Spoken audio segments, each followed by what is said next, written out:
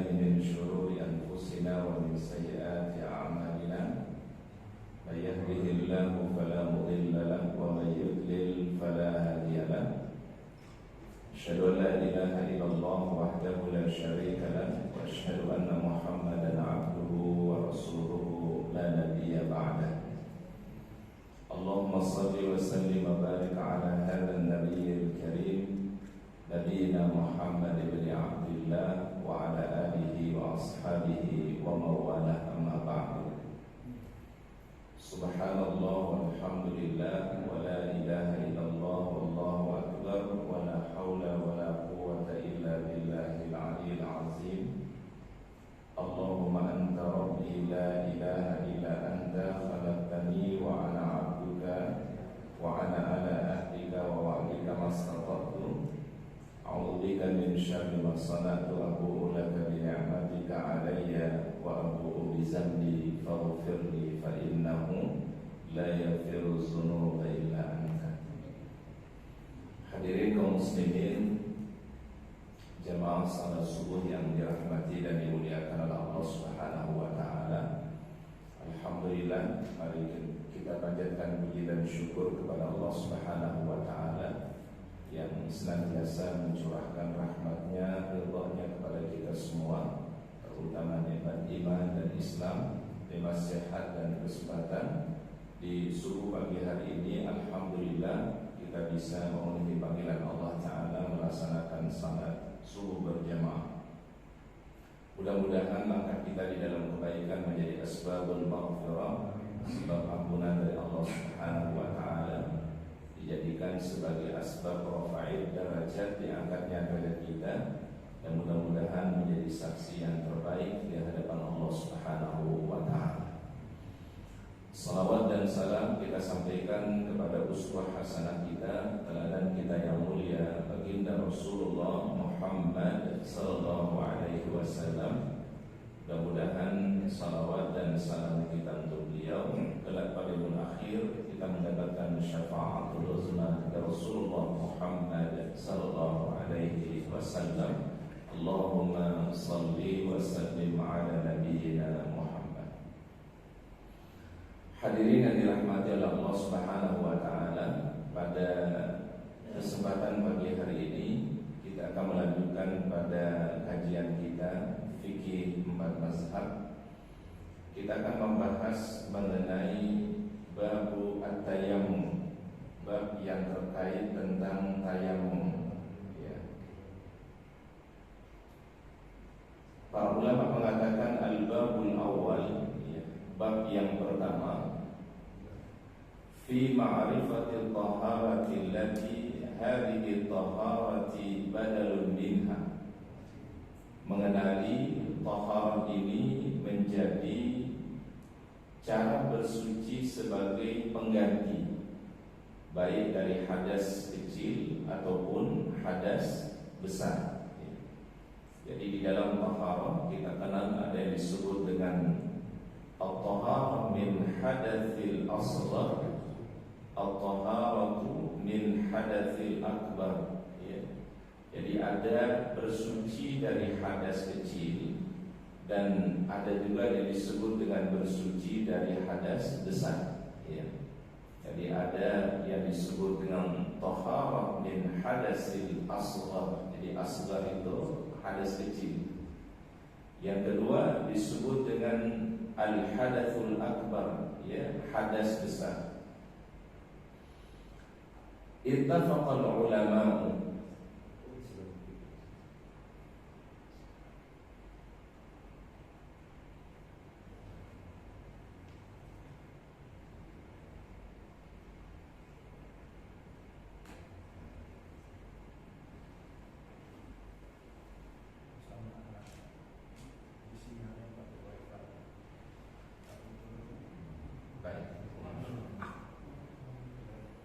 baik. Para ulama menjelaskan ittafaqal ulama, ya. Ittifaq itu artinya telah sepakat, ya.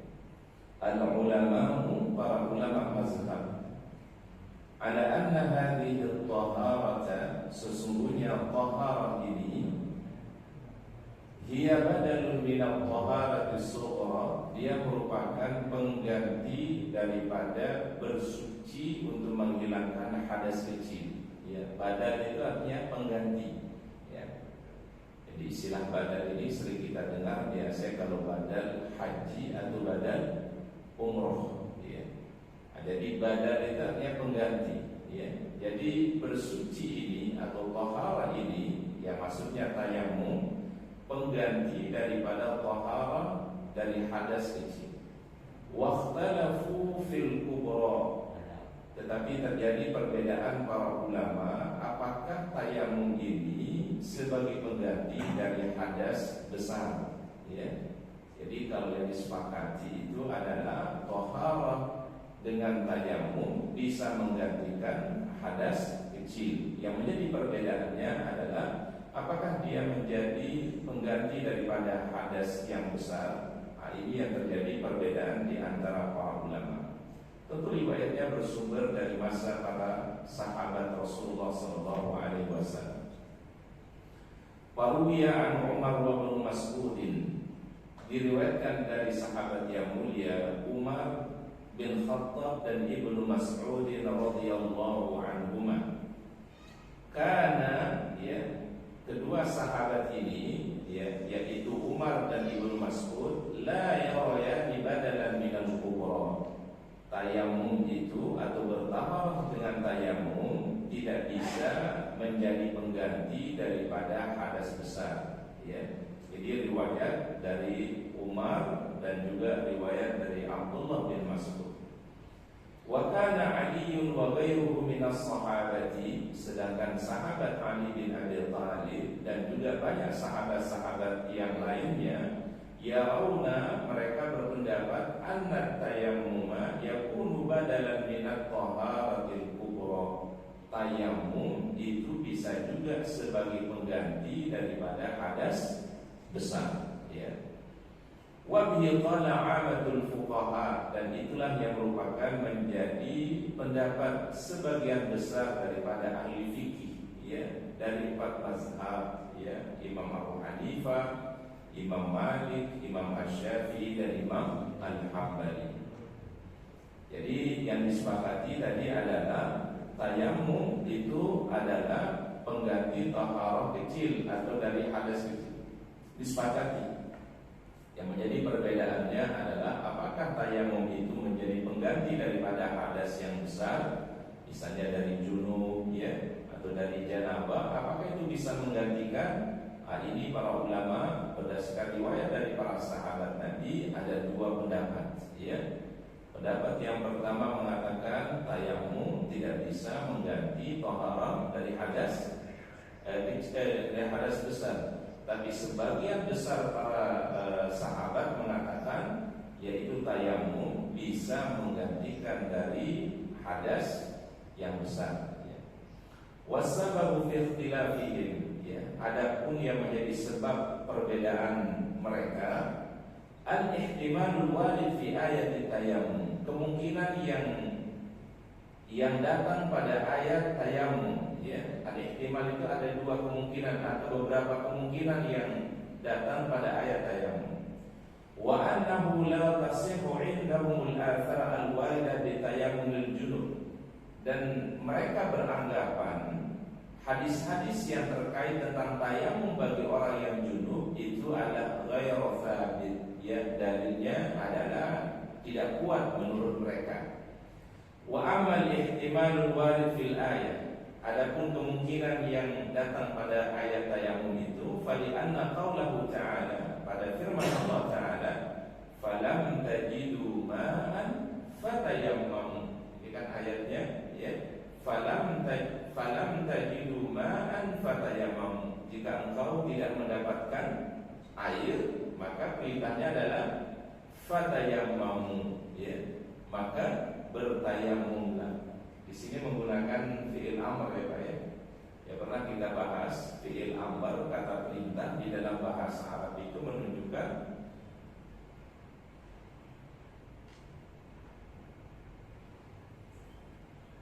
baik fi'il amr di dalam bahasa Arab itu biasanya menunjukkan kata perintah. Fatayammamu, maka hendaklah kalian bertayamum. Menggunakan fi'il apa di sini, Pak? Perintah. Maka bertayamumlah.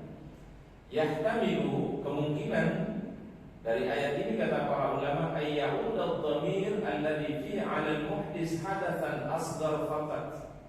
Kemungkinan ayat ini adalah kembali dhamirnya kepada orang yang berhadas hadas kecil saja, ya. Wa yahtamil ayya'uda 'alaihi ma'an, atau kemungkinan yang kedua, ayat ini kembali dhamirnya kepada baik yang hadas kecil ataupun hadas besar, ya. Jadi ayatnya sama, tetapi pemahaman dari ayat itu bisa terjadi perbedaan di antara para ulama. Sebagian ulama memahami ayat ini adalah kembali dhamirnya kepada yang berhadas kecil saja, tetapi sebagian ulama memahami ayat ini umum, baik hadasnya hadas kecil ataupun hadas apa? Besar, ya. Lakin man kana fil mulamasatu indahum fil ayati al-jima'u fal awhar anu 'aidun 'alaihi ma'an. Kalau yang disebut dengan di dalam ayat aulamas tumun nisa, kalau yang memahaminya itu adalah bercampur suami istri, fal awhar, maka yang lebih terang atau lebih jelas annahu 'aidun 'alaihi ma'an. Maka yang disebut dengan di dalam ayat ini adalah kembali kepada duanya, yaitu hadas kecil ataupun hadas apa? Besar, ya. Kalau yang memahami aula mastumun nisa, bersentuhan atau menyentuh wanita itu, kalau yang dimaksud adalah bercampur, maka masih adalah dhamirnya kembali kepada keduanya, baik hadas kecil ataupun hadas besar. Wa man kana til mulamasatu indahu hiya lamsu bil yad. Tapi kalau yang dipahami aula mastumun nisa itu adalah bersentuhan secara fisik atau bersentuhan tangan, a'ni fi qouli ta'ala aula mastumun nisa, maka pendapat ini mengatakan fal adhar annahu innama ya'udu dhamir 'ala al-muhdis hadatan asghar faqat. Maka dhamirnya kembali hanya kepada yang berhadas kecil saja. Jadi sekali lagi perbedaannya di antara para ulama hanya pada perbedaan memahami ayat yang turun kepada Rasulullah SAW. Apakah ayatnya itu berlaku kepada yang berhadas kecil saja atau berlaku bagi keduanya, baik yang hadas kecil ataupun hadas apa? Besar, ya. Baik, kemudian berikutnya kata para ulama, ya. Di sini dijelaskan ada beberapa riwayat, ya, yang bersumber dari riwayat-riwayat yang sahih yang kemudian menimbulkan perbedaan pandangan para ulama, ya. Ada riwayat yang masih dijadikan perselisihan di antara para ulama, walaupun hadis ini ada di hadis Imam Al-Bukhari dan Imam Muslim. Anna rajulan ata Umar radhiyallahu anhu faqala, ya, ada seorang laki-laki datang kepada sahabat Umar, ya, radhiyallahu anhu. Kemudian dia berkata, ajnabtu falam ajidil ma'a. Suatu hari saya dalam keadaan apa namanya? Junub. Ajnabtu, aku dalam keadaan junub, falam ajidil ma'a, tapi saya tidak menemukan air. Saya dalam keadaan junub tapi tidak menemukan apa? Air. Faqala, maka kata Umar, la usalli, ya. La usalli apa namanya? Kamu enggak boleh salat karena dalam keadaan junub. La itu kata larangan, yang tidak atau jangan. La usolli, jangan salat. Faqala Ammar, ya. Lalu berkata Ammar, ama tadhkuru ya Amirul Mukminin, ya, bukankah engkau masih ingat wahai Amirul Mukminin, id ana wa anta fi sariyatin, ya. Saya dan engkau pernah dalam satu sariyah. Sariyah itu pasukan yang dikirim oleh Nabi, tetapi Rasul tidak ikut serta, ya, dalam satu pasukan yang dikirim oleh Nabi SAW. Namanya dalam bahasa Arab itu sariyah namanya. Fa'adnabna falam najidil ma. Pada saat itu kita dalam keadaan junub dan kita tidak mendapatkan air. Ama anta falam tusalli, ya. Wa amma ana, bukankah engkau waktu itu memang tidak salat? Wa amma ana fatamaqqatu fil turab fa sallaitu. Lalu kata dia berguling-guling di di atas tanah, ya. Wa shallaitu lalu aku salat. Faqala Nabi sallallahu alaihi wasallam, lalu ketika mereka tiba di kota Madinah, ya, dia pulang, dia tanya peristiwa itu kepada Nabi sallallahu alaihi wasallam. Maka Nabi menjawab, innama yakfika an tadriba biyadaika thumma tanfukha fihima, cukup bagimu engkau tempelkan kedua tanganmu pada tanah, thumma tanfukha fihima, kemudian engkau meniup tangannya, thumma tamsahu bihima wajhaka wa kaffaika, lalu usaplah pada bagian wajahmu dan usaplah kedua tanganmu. Ini riwayat yang disampaikan oleh Rasulullah SAW kepada sahabat Ammar bin Yasir. Wahai Ammar, jangan kau guling-guling di pasir. Karena Ammar mungkin mengira kalau orang itu mandi janabahnya dengan air itu rata dari ujung kepala sampai ujung kaki, maka Ammar berpikir, ya, dia kiaskan, berarti kalau orang mau tayamum berarti harus apa? Guling-guling di mana? Di pasir, ya, sampai penuh itu kepala sampai kakinya penuh dengan debu. Akhirnya diluruskan oleh Nabi sallallahu alaihi wasallam, wahai Ammar, cukup bagimu adalah mengusap pada bagian wajah dan mengusap pada bagian tanganmu. Berarti tayamum cukup yang dibasuh berapa, Pak? Cuma dua saja kan? Cuma bagian wajah, kemudian bagian tangan, ya. Faqala Umar, ittaqillah ya Ammar, ya. Bertakwalah engkau wahai Ammar. Faqala in syi'ta muhaddis bihi wa fi ba'd riwayat, ya. Dan kata Ammar, justru in syi'ta, kalau kau begitu, la muhaddis bihi, saya tidak mau menceritakan hal ini wahai Umar. Sebagian para ulama hadis mengatakan peristiwa itu dilupa atau terlupakan oleh Umar bin Khattab radhiyallahu anhu, ya. Jadi yang namanya manusia tentu adalah ada sifat lupa, ya. Maka disebut dengan insan, ya.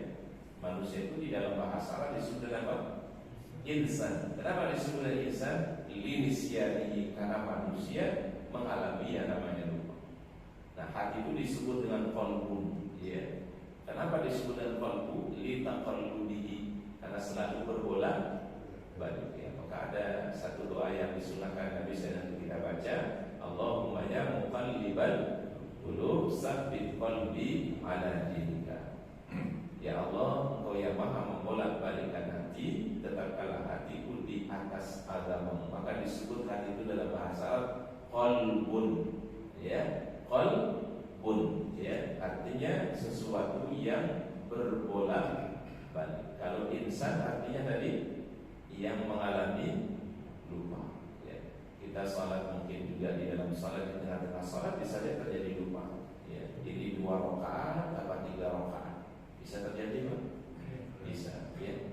Maka terkadang mungkin waktu kita sholat lupa tadi surat apa yang kita baca di rakaat yang kedua atau rakaat pertama, bisa lupa kita, ya. Nah, itu maka disebut dengan insanun, mengalami yang namanya apa? Lupa. Nah, Umar bin Khattab, kata para ulama hadis, beliau lupa apa yang pernah terjadi pada diri beliau dengan sahabat Ammar bin Yasir radhiyallahu anhu.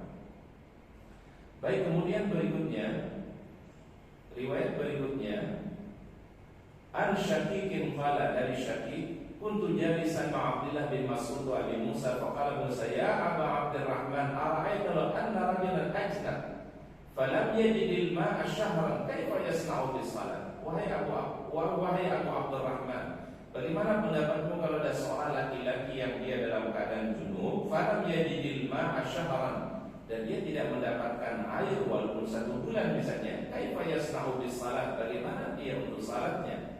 Faqala Abdullah li Abi Musa, berkata Abdullah li Abi Musa, la yatayammam wa illam yajidil ma'a syahra, dia tidak boleh menggantikan janabahnya itu dengan bertayamum. Faqala Abu Musa, fa kaifa bi hadhihi al-ayah fi suratil Maidah, lalu bagaimana memahami ayat di dalam surah Al-Maidah? Kata Abu Musa al-Asy'ari, falam tajidu ma'an fatayammamu sa'idan thayyiban. Faqala Abdullah, law rukhisa lahum fi hadhihi al-ayah la awshaka idza barama ayyati bis-sa'id. Ya. Ini adalah ternyata menjadi salah satu rukhsah, ya. Rukhsah itu apa, Pak? keringanan yang Allah Ta'ala berikan. Apabila mereka tidak mendapatkan air, maka bisa dia gantikan dengan tayamum. Faqala Abu Musa li Abdillah, ala tasma' li qawli Ammar wa dzakara lahu al-hadits al-mutaqaddim. Lalu Abu Musa mengutip riwayat yang pernah disampaikan oleh Ammar bin Yasir radhiyallahu anhu. Jadi para sahabat saja berbeda memahami tentang konteks ayat, yaitu falam tajidu ma'an fatayammamu sha'idan thayyiban. Jadi sebagian ulama atau sebagian sahabat memahami itu berlaku hanya bagi hadas kecil, berarti hanya menggantikan wudu saja. Tetapi sebagian besar para sahabat memahaminya itu adalah berlaku baik untuk hadas kecil ataupun untuk hadas apa? Besar. Dan ini mungkin riwayat yang lebih Pak?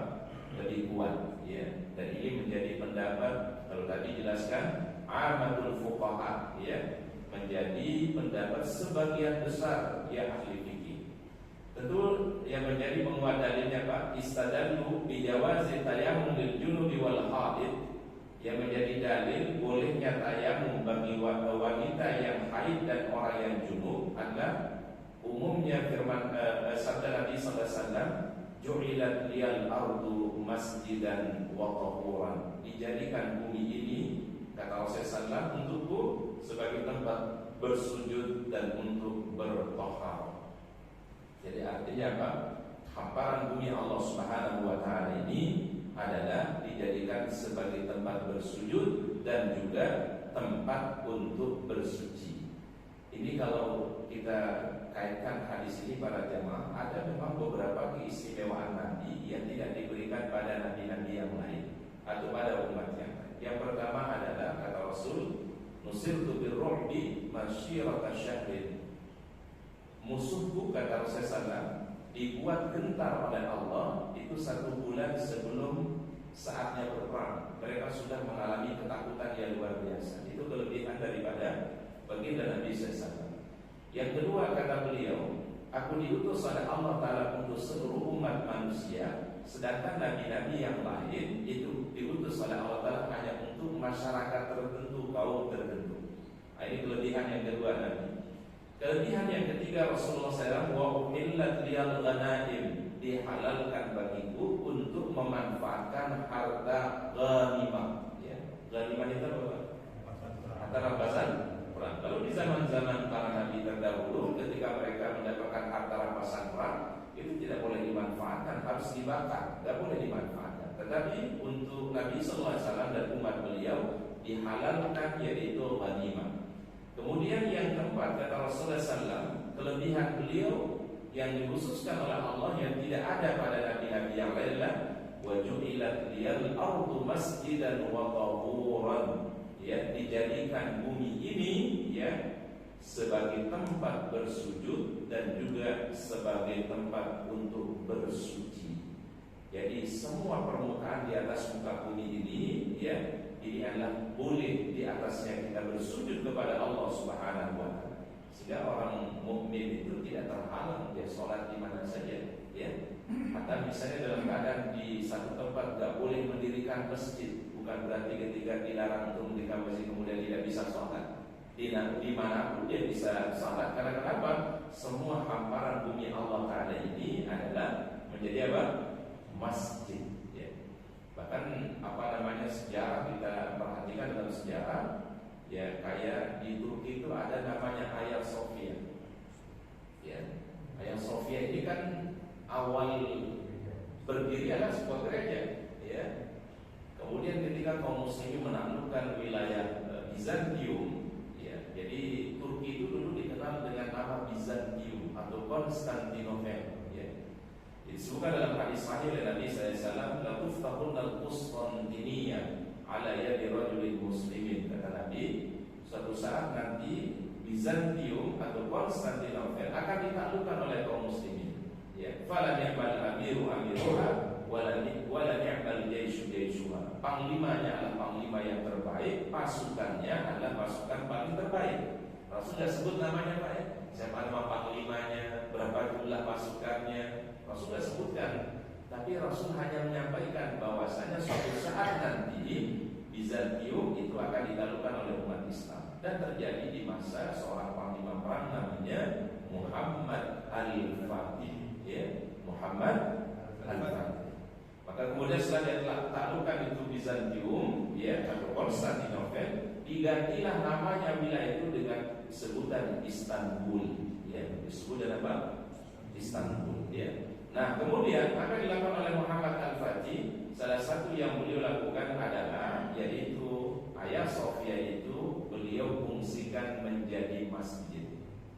Nah, cuma bagian atas bagian atas di masjid itu ditutup, ya, karena di situ ada gambar-gambar, ya, gambar Nabi Isa, kemudian gambar Bunda Maryam, itu ditutup, ya. Nah, kemudian digunakan atau difungsikan sebagai apa? Masjid, ya. Kemudian setelah selesai masa kekuasaan Ottoman atau Utsmaniyah, ya, Daulah Utsmaniyah, maka kemudian dialihfungsikan lagi yang tadinya jadi masjid, kemudian dialihfungsikan menjadi apa? Museum, ya. Dibuka lagi tuh yang dulu penutupnya kan. Nah, mungkin pas jadi museum itu, di situ berarti bercampur kan, ada gambar Bunda Maryam, ada tulisan Allah, ada tulisan Muhammad, ada Abu Bakar, ada Umar, ada Utsman, ada Ali, dan bahkan di sekelilingnya itu adalah Asmaul Husna, nama-nama Allah Subhanahu wa taala, ya. Nah, di tahun 2019, beberapa tahun yang lalu, ini museum dirubah fungsinya, ya. Sekarang dirubah menjadi apa? Masjid kembali. Nah, ini dipahami dari hadis ini. Wa ju'ilat liyal ardu masjidan wa tahuran. Dijadikan bumi Allah Ta'ala itu sebagai tempat apa? Bersujud. Jadi artinya apa para jamaah? Bagi setiap orang mukmin tidak ada halangan untuk mereka sholat dimanapun tempatnya, ya. Selain daripada memang tempat yang dilarang, ya kan ada yang tempat yang dilarang oleh Allah untuk kita sholat. Tapi selama bukan tempat yang dilarang, semua bumi Allah Ta'ala ini bisa dipakai untuk bersujud kepada Allah Ta'ala. Nah, sehingga contohnya misalnya kaum muslimin yang ada di Eropa atau di negara-negara yang mereka minoritas, ya mereka ketika menemukan sholat atau dalam suatu sholat, ya mereka sholat terkadang di tanah lapang, ya, terkadang mungkin kalau ada tempat yang mereka merasa dia sholat, ya, karena mungkin di situ susah untuk mendirikan apa? Masjid, ya. Namun ada fenomena yang yang luar biasa, ya. Sekarang di Eropa berapa banyak gereja yang kemudian beralih fungsi, ya, kemudian difungsikan menjadi apa? Masjid. Nah, ini salah satu mungkin bukti daripada ucapan Nabi Sallallahu Alaihi Wasallam. Jadi ada satu riwayat dari Nabi SAW dan dipahami oleh para ulama. Memahaminya adalah dalam satu hadis Rasul katakan tidak akan terjadi kiamat itu sehingga Romawi akan dikuasai oleh umat Islam. Kata Rum dalam hal ini itu adalah bangsa Eropa. Nah, penaklukan bangsa Eropa itu tidak mesti dengan berperang, tidak mesti dengan penaklukan dengan senjata, tapi penaklukannya bagaimana? Ya, terjadi perpindahan umat Islam dari Timur Tengah ke situ. Kan? Di Eropa itu kan banyak imigran dari Timur Tengah. Ya, kemudian mereka hidup di situ, kemudian juga mereka menunjukkan identitas keislamannya dan lama-lama berkembang, ya. Yang akhirnya kemudian menjadi salah satu hal yang terpenting bagi perkembangan umat Islam, dan mereka bisa dikatakan sebagai orang yang menaklukkan Romawi, ya. Walaupun penaklukannya sekali lagi tidak mesti dalam apa? Berperang, ya. Nah, ini adalah nubuwah yang pernah disampaikan oleh Rasulullah Sallallahu Alaihi Wasallam. Wa amma hadis Imran bin Husain, adapun hadis Imran bin Husain, bahwa anna Rasulullah rajulan mu'tazilan dan yusalli ma'al qaumi faqala. Pada satu ketika Rasul pernah melihat ada seorang laki-laki menjauhkan diri dan tidak mau salat bersama satu kaum. Faqala ya fulan ama yakfika an tusalliya ma'al qaum? Bukankah engkau tidak ingin salat bersama kaum itu? Faqala ya Rasul asabatni janabatun walama. Aku ini kena janabah dan saya tidak dapetin air ya Rasulullah SAW. Faqala, maka Rasul menjawab, alaika bis-sa'id fa innahu yakfi, cukup engkau gunakan tayamum, itu adalah sudah cukup bagimu untuk menggantikan taharah. Jadi dua dalil ini para jamaah yang menguatkan bahwasannya taharah itu berlaku baik bagi hadas yang kecil ataupun hadas yang besar. Dan ini yang lebih banyak diamalkan oleh kaum muslimin, ya, dan juga ini menjadi pendapat sebagian besar para fuqaha. Ya. Baik, kemudian bahasan berikutnya, man tajuzu lahu taharah, siapa saja yang boleh melakukan taharah ini atau bersuci dengan tayamum. Wa amma man tajuzu lahu hadhihi taharah, adapun orang yang diperbolehkan untuk bertaharah dengan tayamum, fa ajma'al ulama, sepakat para ulama, annaha tajuzu lisnaini, itu berlaku bagi dua golongan, lil maridi wal musafir, bagi orang yang sedang sakit dan juga orang yang musafir. Idza adamal ma'a, apabila mereka tidak mendapatkan air, maka bagi orang yang sakit dan orang yang musafir itu mereka bersucinya dengan tayamum. Dan ini adalah ittifaq. Ittifaq kita berarti apa? Sepakat para ulama. Berarti rukhsah ini berlaku bagi orang yang sakit dan rukhsah ini berlaku bagi orang yang safar atau musafir. Waqtalafu fi arba', tapi berlaku bagi 4 golongan. Perbedaan, ada perbedaan para ulama pada 4 golongan. Pertama, al-maridu yajidul ma'a wa yakhafu min istimali, ada orang yang sakit, dia menemukan air tetapi dia khawatir untuk menggunakan air. Misal ada orang mungkin terluka, lukanya mungkin parah, kalau dia kena air akan membahayakan lukanya. Dia kondisinya sakit, ada air, ya, tetapi khawatir dia dalam penggunaan air tersebut. Ini perbedaan para ulama. Yang kedua, wa fil hadir ya'dimul ma', orang yang hadir. Hadir apa maksudnya di sini, Pak? Hadir di sini orang yang mukim, dia tidak bepergian jauh, tetapi di lokasi itu terjadi krisis air. Bisa Pak? Bisa Pak? Dia nggak kemana-mana, dia dalam keadaan mukim, tetapi tidak mendapatkan air. Tiba-tiba di kampung itu, di desa itu kering, nggak ada air. Itu bagaimana tayamumnya? Ya, ini yang jadi perbedaan para. Dia hadir tapi tidak menemukan air. Yang ketiga, wa fi sahihil musafir yajidil ma'a fa yamna'u minal wusuli lil khauf. Ya, pada orang yang sehat, dia musafir, dia dapat air pada dasarnya. Fa yamna'u minal wusuli lil khauf, ya. Tapi dia tidak sampai ke lokasi yang ada air itu, ya, karena ada kekhawatiran, ya. Ada sesuatu yang membahayakan di tempat itu, dia khawatir, dia dalam keadaan sehat musafir. Ini jadi perbedaan para ulama. Yang keempat, golongan yang menjadi perbedaan para ulama, wa fil ladzi yakhafu min isti'mal min syiddatil bardi, pada orang yang takut menggunakan air karena di situasi cuaca dingin yang sangat dingin, syiddatil bardi, ya. Dia dapatkan air atau ada air, tetapi cuacanya sangat dingin. Bagaimana? Apakah dia tayamum atau tidak? Ini jadi perbedaan para ulama. Ada berapa hal yang dibedakan, Pak? Ada 4. Kalau disepakati tadi 2, Pak. Yang disepakati orang yang sakit dan orang yang musafir atau safar, dan dia tidak menemukan air. Jadi perbedaan tadi ada 4. Pertama, orang yang sakit mendapatkan air tetapi khawatir menggunakan air. Yang kedua, orang yang mukim tetapi tidak menemukan air. Yang ketiga, orang yang sehat musafir mendapatkan air tetapi dia terhalang untuk sampai ke lokasi itu karena ada kekhawatiran, ya, mungkin ada sesuatu yang membahayakan dia.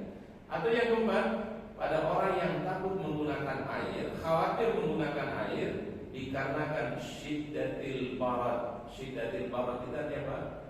Yaitu dingin yang sangat, ya, syiddatil barad.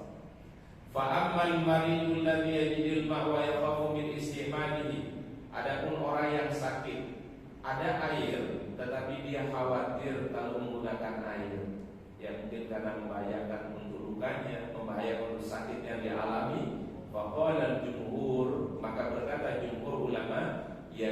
yajuzut tayammum, boleh lakukan apa? Tayammum.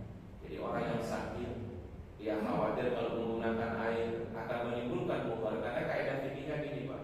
Kaidah fikih itu adalah darul mafasid muqaddam min jalbil masalih.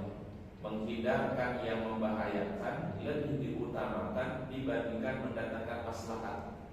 Ya, kami ulangi sekali lagi kaidahnya, darul mafasid. Apa dia darul mafasid? Menghilangkan hal yang membahayakan, menghindarkan hal yang membahayakan, muqaddamun.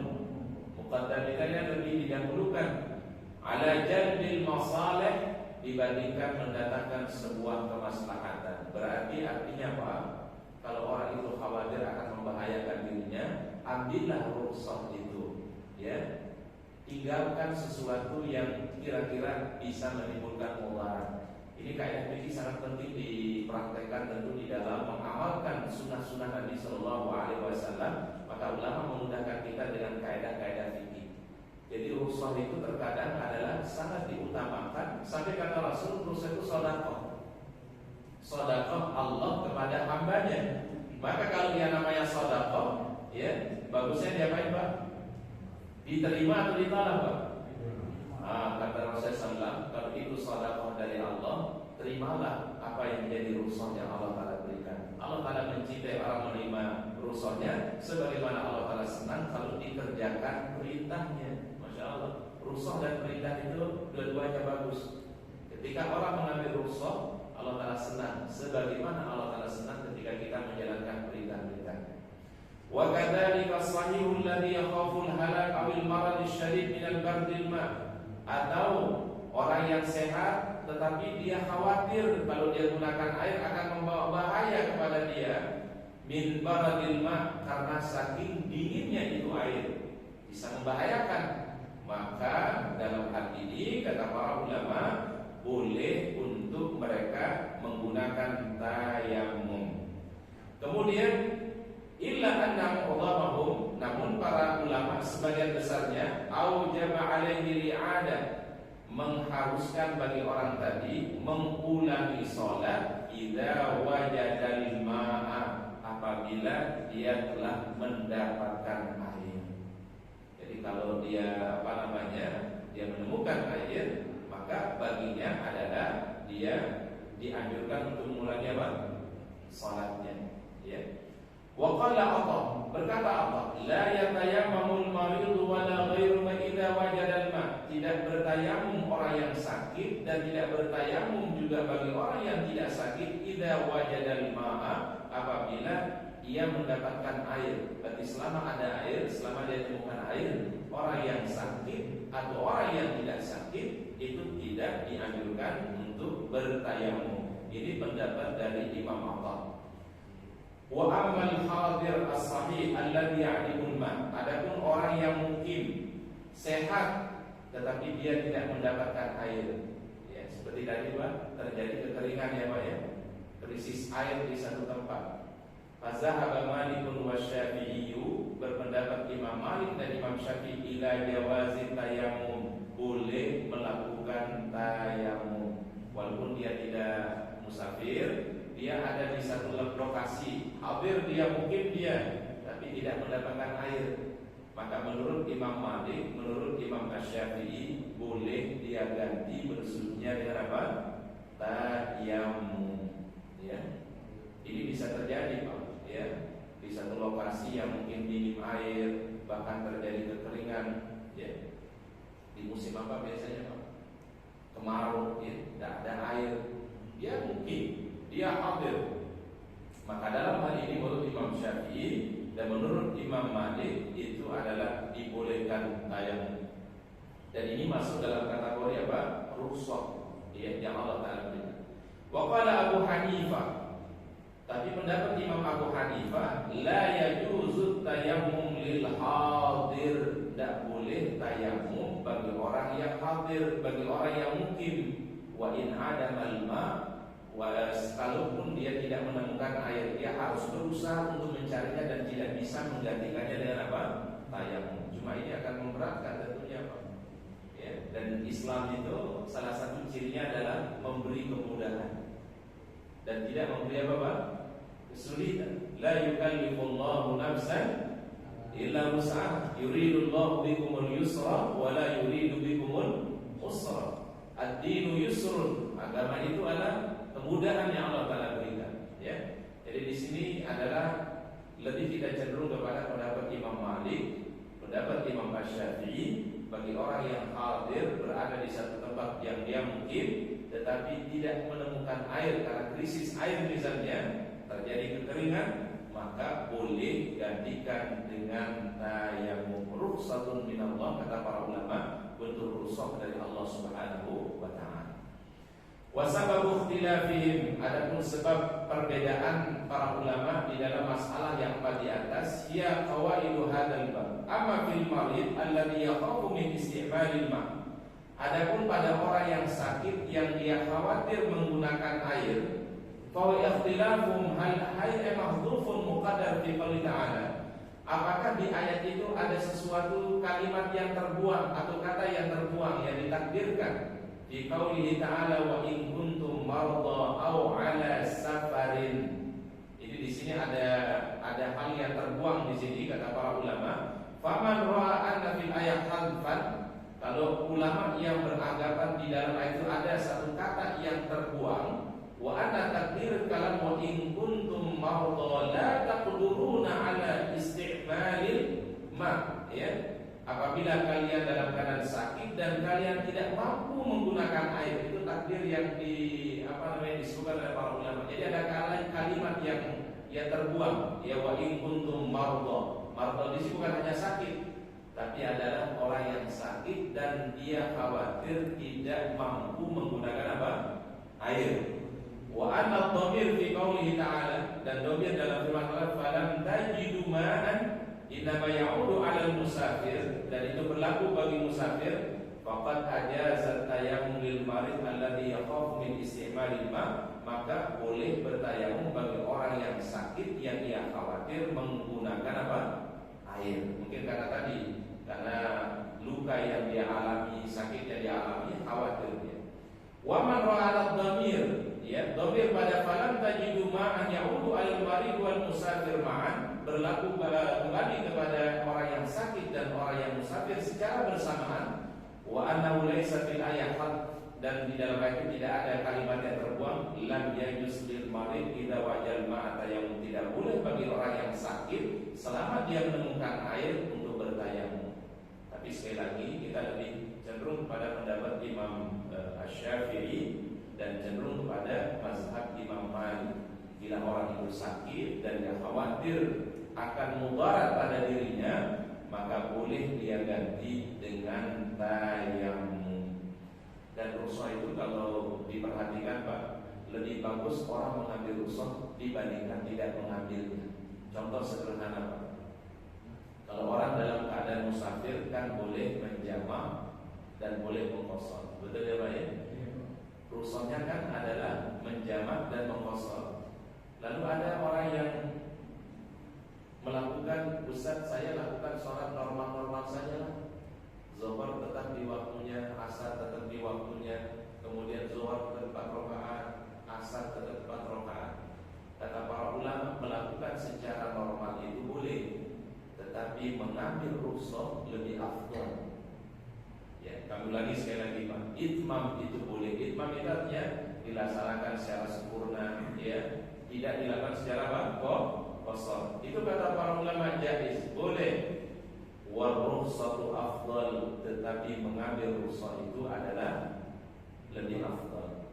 Kalau memang ada kemudahan, ngapain kita mempersulit? Kalau memang itu ada jalan kemudahan dikasih oleh Allah Ta'ala, kita nggak boleh mempersulit diri. Ya namanya orang musafir, orang yang safar, dibolehkan baginya yaitu menjamak, dan juga boleh baginya untuk qashar. Dan prakteknya Nabi memang setiap beliau safar itu beliau menjamak dan beliau mengqashar. Dulu biasanya kalau Nabi dari Madinah ke Makkah itu Pak, itu beliau mulai mengqashar sholat ketika sudah sampai di Bir Ali.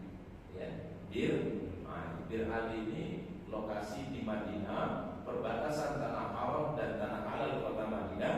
jamaah umroh atau jamaah haji yang datang dari Madinah itu pasti akan singgah di situ mengambil miqat. Nama lokasinya apa? Bir Ali. Ya, sebenarnya itu kalimatnya bukan Bir Ali, Biru Ali. Ya, Birun itu artinya sumur. Ya, dulu riwayatnya wallahu a'lam bishawab, sahabat Ali bin Abi Thalib pernah mengambil air di sumber mata air di lokasi itu, maka disebut dengan Biru Ali. Ya, tapi kita nggak mau nyebutin Birun, Bir Ali. Ya, asal katanya Biru Ali. Birun itu apa ya? Birun sumur atau sumber mata air. Ya, jadi memang itu ada riwayatnya atau ada asbab penamaannya kenapa disebut dengan Bir Ali, salah satu miqat yang ada di kota Madinah. Bagi orang yang datang dari Madinah, dia berhaji, dia berumrah, maka ambil miqatnya di mana? Bir Ali. Dan disitulah Rasul mengambil usul itu. Beliau lakukan jamak dan qasar, dan salatnya yang tadi 4 rakaat dikerjakan 2 rakaat. Maka Rasul mengatakan shadaqatun tasaddaqallahu alaikum. Jadi rukhsah itu sedekah dari Allah, dan Allah Ta'ala senang apabila kita menerima sedekah dari Allah Subhanahu wa taala. Baik, wallahu a'lam bishawab. Mungkin itu yang bisa kita bahas pada kesempatan pagi hari ini terkait mengenai tayamum, ya. Bagaimana pandangan para ulama tentang hukum tayamum, ya. Yang tadi kesimpulannya apa? Yang disepakati itu tayamum adalah bagi orang yang marid, sakit, kemudian bagi orang yang musafir yang dia tidak mendapatkan air. Ya, jadi perbedaan para ulama tadi ada 4 poin tadi, ya. Orang yang sakit, kemudian dia khawatir kalau menggunakan air akan memberikan bahaya kepada dia, atau orang yang mungkin dia nggak bepergian, ya, tapi nggak menemukan air sama sekali, ya, krisis air di situ, ya, apakah masih boleh tayamum atau bagaimana? Itu yang tadi terjadi perbedaan para ulama. Tapi cenderung kalau kita perhatikan jumhur ulama mengatakan diberikan rukhsah. Rukhsah itu apa?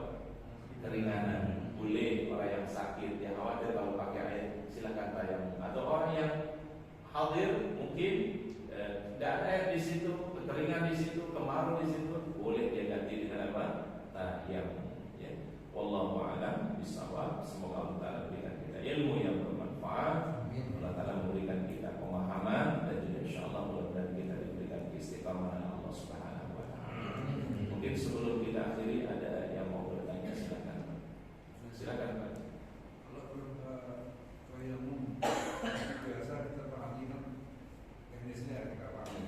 Tapi itu pada junub, bagaimana membersihkan yang junub sendiri? Baik. Pakai pasir ada memang biasa saja. Baik. Tentu orang yang dalam keadaan janabah, kalau dia sama sekali tidak mendapatkan air, maka adalah persis dengan apa yang disampaikan Nabi Sallallahu Alaihi Wasallam tadi. Pertama dia tentu niat, ya Pak, ya, niat untuk mandi tayamum itu untuk menggantikan hadasul akbar, ya. Kemudian yang kedua adalah cukup kata Nabi Sallallahu Alaihi Wasallam, dia tempelkan tangannya di atas tanah, kemudian ditiup, usap pada bagian wajah, kemudian tempelan yang kedua usap untuk tangannya, persis seperti tayamum untuk menggantikan jadi tidak ada perbedaannya. Ya, jadi perbedaannya kata para ulama adalah niat, ya, di dalam apa? Niat. Yang satu niatnya liraf'il hadasil asghar, menghilangkan hadas kecil. Yang satu niatnya adalah menghilangkan hadas besar, yaitu junub atau haid, ya, habis bersih haid atau nifas, ya.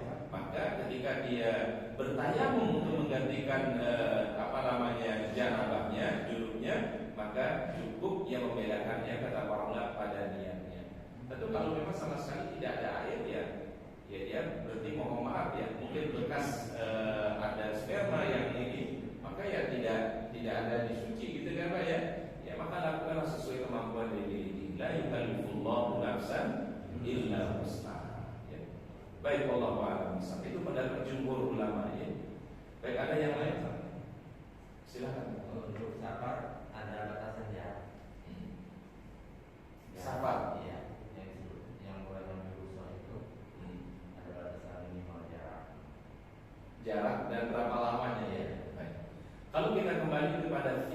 4 mazhab itu memang terjadi perbedaan para ulama. Pertama pada batasan safar dulu ya Pak ya.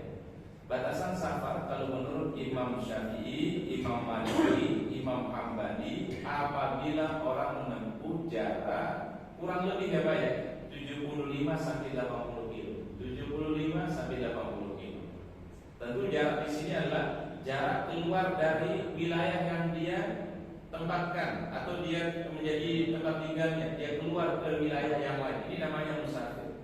Tapi kalau dia berada di satu wilayah, dia nggak keluar dari wilayah itu, tapi sudah mencapai 75 kilo, 80 kilo, kan disebut dengan musafir. Ya orang biasanya naik mobil di sekitar Bekasi ya, muter aja sampai 75 kilo, 80 kilo, kan disebut musafir. Musafir itu khuruj minal bilad, dia keluar dari tempat mukimnya. Ini yang disebut dengan apa? Musafir. Ya. Bisa terjadi nggak Pak? Orang di satu tempat muter-muter di sudah 75 kilo, 80 kilo, apakah jalan musafir Ustaz? Ya, ini yang pertama. Ini menurut jumhur ulama, Imam Syafi'i, Imam Maliki, Imam Hambali. Imam Abu Hanifah baru dinamakan musafir apabila jarak tempuhnya sehari semalam. Berarti kalau kita dari sini sampai Surabaya baru dinamakan musafir menurut Imam Abu Hanifah. Ini dari segi jarak dulu Pak. Tapi kita ambil pendapat jumhur ulama, asal orang itu menempuh perjalanan 75 kilo atau 80 kilo, maka huwa musafirun, itu disebut dengan jarak melakukan apa? Safar. Baik, tetapi melakukan rukhsahnya boleh di tengah-tengah Pak. Ya, misalnya kalau tujuan kita misalnya ke Jawa Tengah, ya, itu Jawa Tengah udah lebih dari 75 kilo, 80 kilo. Berarti kita udah boleh melakukan apa? Rukhsah itu di mana Ustaz? Kalau sudah kita keluar dari area tempat kita tinggal. Berarti kalau keluar dari Bekasi, sudah keluar dari Bekasi masuk Cikarang atau Karawang situ Pak, itu sudah boleh melakukan rukhsah itu Pak. Oleh karena kata Pak Ustaz, syarat melakukan rukhsah itu adalah keluar dulu dari tempat tinggalnya. Kalau dia masih di rumah, itu belum boleh diambil kosong Pak. Makanya orang yang mau bepergian safar itu di rumah itu belum boleh kosong Pak. Belum boleh, karena dia belum keluar kan. Harus dia keluar dulu dari lokasi mukim yang dia tempati. Baik, kemudian yang kedua, berapa lama orang itu masih boleh dilakukan jamak qasar ketika ada di lokasi? Ini pada perbedaan para ulama. Sebagian ulama, dan ini pendapat mayoritas ulama Imam Syafi'i dan Imam Maliki mengatakan, alangkah baiknya orang itu mengambil rukhsah itu 3 hari 3 malam. Jadi selama 3 hari 3 malam itu masih berlaku jamak dan qasar ketika sudah sampai di tujuan. Menurut Imam Ibnu Taimiyah, yang salah satu daripada ulama dari mazhab Al-Hambali, mengatakan tidak dibatasi berapa lama. Bisa seminggu, bisa 2 minggu, bisa 1 bulan, bisa lebih dari itu. Selama dia di tempat tujuan masih boleh dia melakukan rukhsah tadi jamak dan qasar. Selama dia statusnya dalam keadaan apa? Musafir. Tapi kita ambil pendapat yang masyhur, yang lebih populer dari para ulama, yaitu adalah batasnya 3 hari 3 malam. Ya, setelah itu berlaku seperti biasa. Wallahu a'lam bishawab. Baik, mungkin itu yang bisa kita kaji pada kesempatan hari ini. Satu lagi dari Zoom boleh? Oh, ada yang bertanya dari Zoom. Ya, baik. Ya, silakan. Mohon berikan syarat dan contoh praktis orang yang sudah mendapat kendaraan, sudah waktu masuk sholat wajib, tidak memungkinkan wudhu dan sholat secara normal. Baik, kalau orang dikendarakan, dia tidak bertayamum, dia tidak bisa menggunakan air. Ya, itu nggak bisa wudhu memang kalau dia di kendaraan ya. Maka di sini dipahami oleh para ulama mazhab, ya, dan juga ini menjadi pendapat Syekh Utsaimin rahimahullah taala, dipahami dari ayat fa illam tajidu ma'an fatayammu sha'idan thayyiban. Kata sha'idan thayyiban itu adalah segala sesuatu yang ada di permukaan. Jadi sha'idan itu ada 2 maknanya Pak. Bisa artinya tanah secara langsung. Yang kedua artinya adalah sesuatu yang ada di atas permukaan. Dan ini menjadi tafsiran para sahabat juga Pak. Sehingga apa? Yang ada di dinding kendaraan atau mungkin jok yang ada di depannya itu bisa dijadikan sebagai tempat untuk bersuci dia. Jadi dia niat dulu, kemudian tempelkan tangannya, usap bagian wajahnya, tempel yang kedua usap pada bagian tangannya. Lalu bagaimana tata sholatnya? Tentu karena dia dalam keadaan apalagi kendaraan, tentu tidak bisa berdiri, ya. Maka sholatlah kata para ulama, dia duduk dan lakukan sholatnya seperti yang diajarkan oleh baginda Nabi SAW. Rasul pernah sholat di atas kendaraan, ya. Walaupun waktu itu Rasulullah SAW melakukan di waktu sholat sunnah, ya.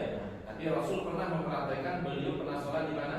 Di atas kendaraan. Ya, gimana caranya? Dia takbir seperti biasa kata Rasulullah SAW. Kemudian dia baca iftitah, dia baca al-fatihah, dia baca surat seperti biasa ya Pak. Kemudian dia ruku. Ketika ruku kata Rasulullah SAW, tundukkanlah kepala lu sedikit. Dia baca subhana rabbiyal azim wa bihamdihi. Dibaca 3 kali. Kemudian begitu i'tidal dia bangkit. Ya. Diangkat lagi kepalanya. Sami Allahu liman hamidah rabbana lakal. Kemudian ketika sujud kata Nabi, dia menunduk lagi. Tetapi menunduk yang kedua ini lebih rendah dibandingkan menunduk yang pertama, supaya membedakan antara posisi sujud dengan apa? Dengan ruku, ya. Nah, kemudian dia bangun, dia duduk antara dua sujud, dia sujud kembali, kemudian dia mengambil untuk rakaat berikutnya. Ini tata cara salat yang pernah dilakukan oleh Rasulullah SAW ketika dalam keadaan di atas kendaraan. Tentu adalah melakukan sesuatu ini adalah sesuai dengan kemampuan kita. Apalagi di pesawat, misalnya kita lagi haji, berangkat umroh, mau nggak mau kita perjalanannya itu kan Pak, perjalanannya 9 jam, ya, bisa mungkin 10 jam. Apalagi yang transit, ya Pak ya. Kemungkinan besar Pak, kita akan menemukan waktu sholat itu di dalam perjalanan. Maka lakukanlah sholat itu semampu kita. Yang penting tidak ada alasan untuk kita tinggalkan sholat. La yukallifullahu nafsan illa wus'aha. Wallahu a'lam bishawab. Ya. Ustaz, kalau posisinya yang nyetir, ya misalnya kerja di Jakarta, terjadi traffic, terjadi bagaimana caranya? Macet di tol misalnya, ya nggak mungkin kita minggir. Bagaimana? Ya, itu apakah dalam posisi seperti itu berlaku rukshoh, kita boleh jamak? Baik. Ya. Ini kalau ini konteksnya kalau bawa kendaraan langsung sendiri kan ini repot. Justru akan membahayakan diri kita kalau kita salat kan. Walaupun ada sebagian orang katanya dia bisa sholat sambil nyetir, gimana caranya gitu kan? Nah, ini tentu akan membahayakan. Bahayanya lebih besar dibandingkan manfaatnya. Maka dalam konteks ini kata para ulama boleh diambil rukhsah menjamak. Jamak itu berlaku Pak lebih fleksibel sebenarnya Pak. Pertama bagi orang yang sakit boleh menjamak Pak. Yang kedua, apabila terjadi hujan deras dari pagi sampai siang sampai malam, tidak berhenti, itu boleh mengambil rukhsah berupa jamak. Yang ketiga, ada orang yang bertugas, misalnya seperti dokter misalnya, dia nangani pasien, operasi itu pasien, dia harus mesti tunggu, harus dia pantau, sehingga dia kemungkinan untuk tertinggal sholat, itu ada besar kemungkinan Pak, maka boleh dia mengambil jamak. Atau yang keempat kayak tadi, ya, dia mengalami masyaqqah, lalu dia sholat, dia lagi nyetir akan membahayakan dirinya, ya daripada membahayakan dirinya, ambillah rukhsah berupa jamak. Ini banyak sekali fatwa para ulama, kondisi-kondisi yang kita alami masyaqqah, maka boleh mengambil jamak, tapi tidak boleh dikosor, karena kosor itu syaratnya safar, ya. Jadi gini Pak, setiap orang yang safar itu boleh jamak dan kosor, tetapi orang yang tidak safar itu kebolehannya hanya menjamak saja, tapi tidak boleh mengkosor. Paham ya Pak ya? Nah, mungkin nanti kita akan bahas siapa saja yang boleh menjamak dan mengkosor, siapa saja yang boleh menjamak saja tapi nggak boleh mengkosor. Ada orang yang boleh mengkosor saja tapi nggak boleh menjamak. Itu berlaku hanya bagi jamaah haji. Mengkosor boleh, tetapi tidak boleh menjamak waktunya. Itu berlaku bagi siapa Pak? Jamaah haji. Kapan Ustaz?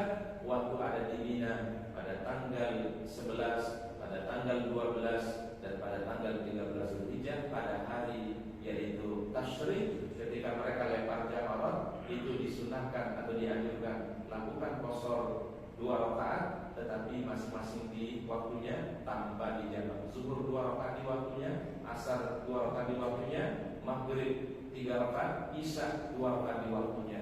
Itu berlaku hanya bagi jamaah haji. Jadi ada orang yang boleh menjamak dan mengqashar, ada orang yang boleh menjamak saja tapi tidak mengqashar. Yang ketiga, ada orang yang boleh mengqashar saja tapi tanpa dijamak. Itu nanti ada rincian lebih jelas insyaallah di bahasan yang lain. Jadi dalam kondisi tadi yang ada, kalau dia dalam keadaan masyaqah, boleh dia mengambil jamak. Jamak itu lebih ini Pak, lebih fleksibel sebenarnya Pak ya. Kondisi-kondisi yang kita hadapi, ya khawatir ada masyaqah, kita boleh mengambil jamak. Baik, wallahu a'lam bishawab. Mungkin itu yang kita bisa bahas pada hari ini. Semoga jamaah diberikan kesehatan, keberkahan. Kita akhiri, subhanallah wa bihamdika, asyhadu an la ilaha illa anta, astaghfiruka wa atubu ilaik. Assalamualaikum warahmatullahi wabarakatuh.